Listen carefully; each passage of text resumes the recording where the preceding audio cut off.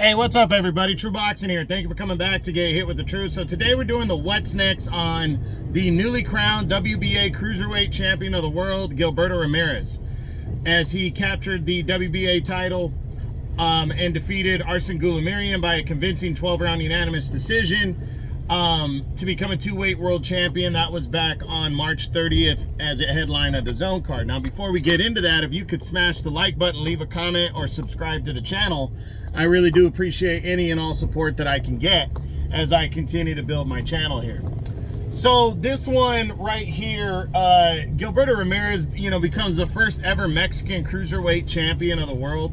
Pretty significant accomplishment right there. I'm Mexican-American myself, not from Mexico, American-born, but I do understand the significance being here in California of the pride of the Mexican people and becoming a world champion. And Gilberto Ramirez, a good performance, especially after after he had done well at super middleweight, being a world champion there for a number of years. Then a failed attempt at 175, where he came up and he went after Dimitri Bivol in 2022 after, Bivol had just beaten Canelo, and there was a lot of people that thought Gilberto Ramirez had a good chance, and he completely got dominated by Bivol in that one and suffered the first loss of his professional career. So to bounce back from that, he would move up last year and debut at cruiserweight against a fellow former light heavyweight champion, though, in Joe Smith Jr. And then after that, he would take on, this was his second fight at cruiserweight, and he would get the opportunity against Arsen Goulamirian. So a big win right there, where he actually took some shots against a natural cruiserweight and was able to outwork him and out-hustle him to a convincing unanimous decision and become a two-weight world champ. But now, the big question is, what's next for Gilberto Ramirez following that? So we're going to run through the top 10 and take a look at the opponents, but Gilberto Ramirez was not the mandatory challenger for the WBA belt. So I believe he's in mandatory mode, but so that means a guy who's not in my top 10 right now, the former two-time cruiserweight world champion. Actually, I don't think he's in my top 10. No, he still is. Junior Dorticos is the mandatory challenger. So we'll get to that in a few minutes when we discuss Dorticos. We're going to start with the the undefeated former cruiserweight champion of the world, Jai Opetaia. This one's interesting because Opetaia, for all intents and purposes, people believe on the Fury Usyk undercard on May 18th that he is going to regain the vacant IBF title that he was unfairly stripped of when he faces off against former three-time world champion Ramirez in a rematch. Most people feel Opetaia is the #1 cruiserweight in the world, and he is going to beat Briedis again. And then, is the possibility of unification on the table? That might be the only thing that gets in the way of a mandatory shot or a mandatory title defense for Goulamirian, is him attempting to unify belts. And Jai Opetaia, that would be a great matchup, and they're both with the Zone. Ramirez is with Golden Boy, Opetaia is with Matchroom.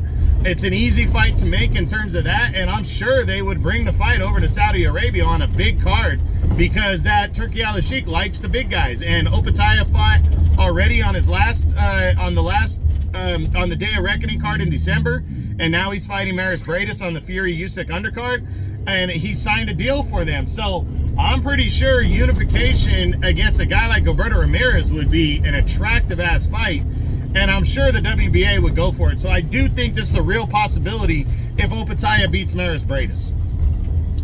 Then we got WBC champion Noel Gavor, or Michalian, whatever you want to call him.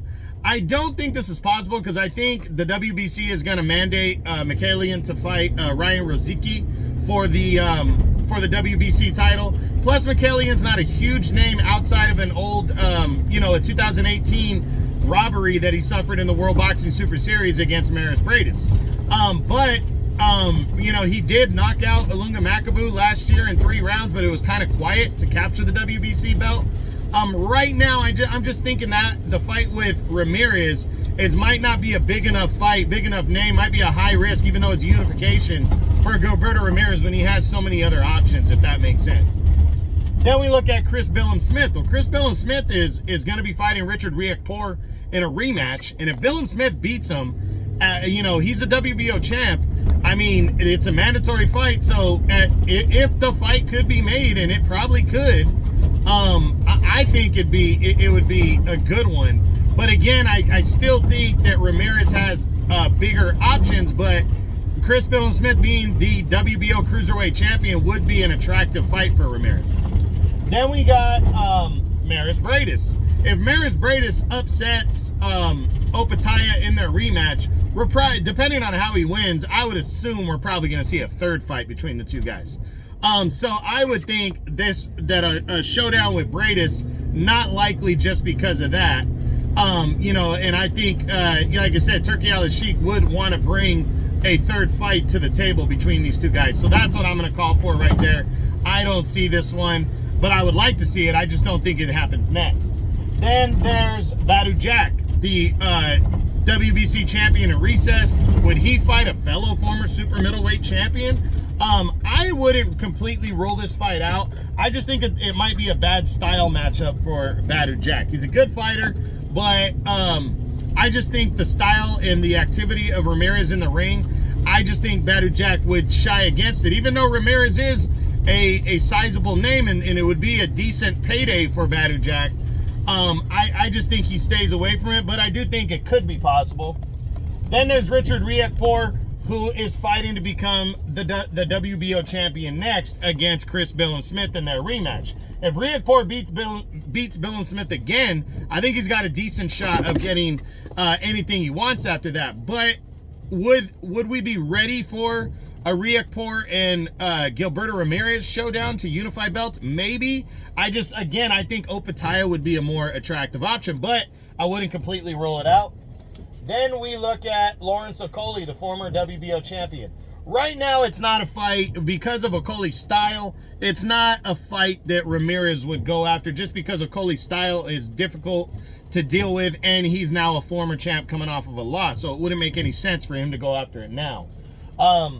Then there's Junior Dorticos, the former two-time Cruiserweight champion.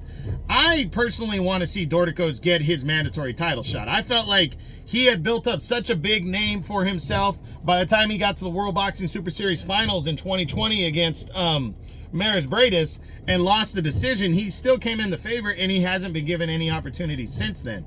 So I'm like, well, shit, can this guy get his shot? He's been #1 contender in the WBA for quite some time.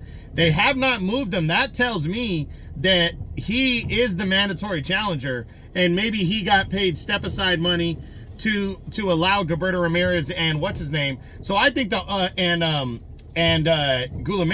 So what I'm thinking is that Dorticos is next in a mandatory fight unless he can get more step-aside money to allow a Jai Opetaia Gilberto Ramirez unification bout. So we'll see, but that's what I think is a possibility. Then there's Mateusz Masternak, the veteran. You know, he lost to Billum Smith last year. He's an older fighter. Just Gilberto Ramirez has better options. But he's a perfect type of opponent for Gilberto Ramirez if Ramirez wants to, you know, if he can't get a big fight next, he could go after that. Other names, Ryan Rozicki's the WBC's #1 contender, so he's in line for Mikhailian. Not likely him and Ramirez get together.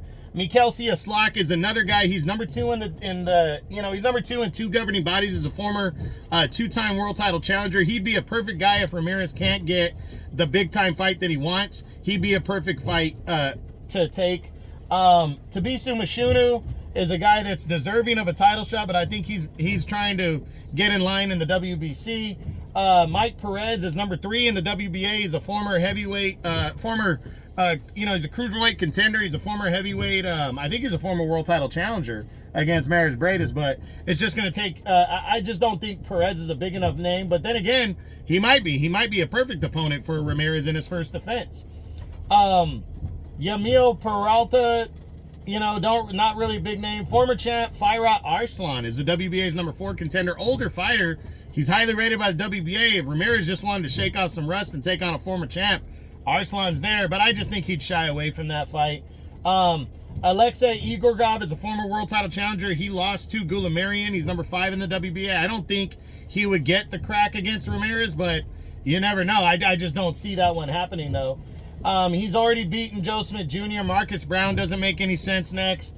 And again, he beat Arsen Goulamirian. So for me, with Gilberto Ramirez, I honestly think his next opponent, it's going to be Junior Dorticos. But I do think there's a strong possibility of Jai Opetaia on a big Saudi Arabia card later in the year to unify belts. So I think it's one of those two fights are the front runners. After that, again, I could see the possibility of Richard Riakporhe or Chris Billam-Smith, the winner of that rematch.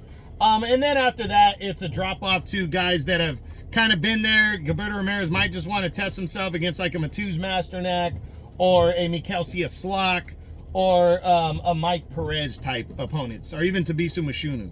So that's what I think is going to be in line. Even a Badu Jack fight is a possibility for Ramirez. So we'll see what happens, but that's it. That's what I got. That's my what's next on the newly crowned WBA Cruiserweight Champion of the World, Gilberto Ramirez, following his convincing 12-round unanimous decision over Arsen Goulamirian to become the first ever Mexican Cruiserweight Champion and the WBA Cruiserweight Champion at 200 pounds. I hope you enjoyed the video. If you did, smash the like button, leave a comment, or subscribe to the channel.